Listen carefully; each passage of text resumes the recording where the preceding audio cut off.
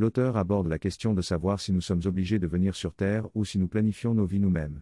Il explique que cela dépend de la cosmologie à laquelle nous nous identifions.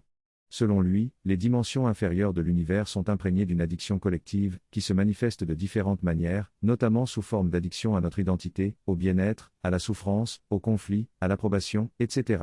Cette addiction est en réalité un mécanisme de coping utilisé par notre corps-esprit pour réguler notre système nerveux lorsqu'il est submergé par des traumatismes non résolus.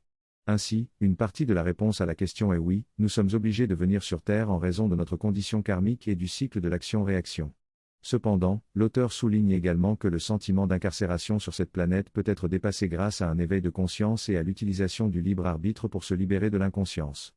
Il explique que plus nous devenons conscients, plus nous pouvons utiliser notre libre arbitre pour nous libérer des prisons mentales de l'ignorance. Il mentionne également que la condition actuelle de l'humanité n'est pas suffisamment éveillée pour dire que nous sommes forcés de venir sur Terre, et que nous pouvons partir à tout moment une fois que nous n'avons plus de dettes karmiques qui nous retiennent.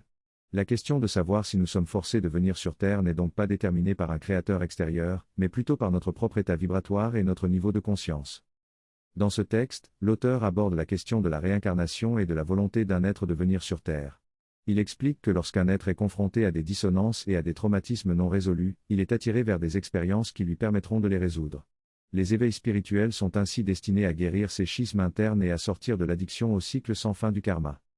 L'auteur affirme également que certains êtres sont plus libérés du karma que d'autres, et que tous ne sont pas obligés de venir sur Terre. Il explique que la Terre est actuellement très importante dans l'univers, car elle connaît une grande période d'éveil spirituel. Beaucoup d'êtres volontaires, appelés starseeds, sont venus sur Terre pour vivre cette période de transformation. Avant de s'incarner, les êtres planifient leur vie en fonction de leçons dominantes et de thèmes généraux.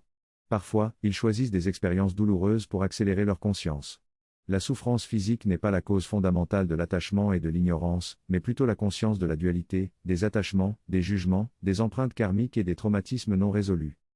Le but ultime est d'ancrer la lumière vibratoire supérieure de la conscience dans le domaine matériel, afin de spiritualiser la matière et de matérialiser l'esprit.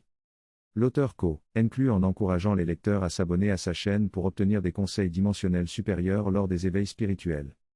En résumé, l'auteur aborde les concepts de réincarnation, de karma, d'éveil spirituel et de volontariat pour venir sur Terre, en expliquant que les expériences douloureuses peuvent accélérer la conscience et ouvrir la voie à la libération.